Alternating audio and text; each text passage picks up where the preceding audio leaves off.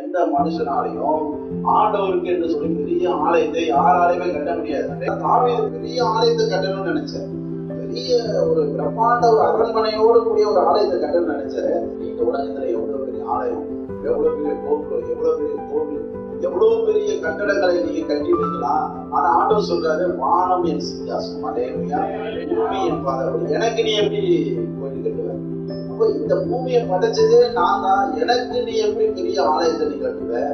அப்ப நான் தங்கி இருக்க ஸ்தலம் எப்படிப்பட்டதுன்னு கேட்டேன்னா, யார் பொறுப்புண்ட இருதயமுடையவர்களா இருக்கிறார்களோ, யார் என் வசனத்துக்கு கடைபிடித்து நடக்கிறவர்களா இருக்கிறார்களோ, அவர்களுடைய இருதயத்திற்குள்ள நான் வாசம் செய்வேன். அவர்களுடைய இருதயம் தான் என்னுடைய ஆலயம் என்று சொல்லி ஆண்டவர் சொல்றாரு.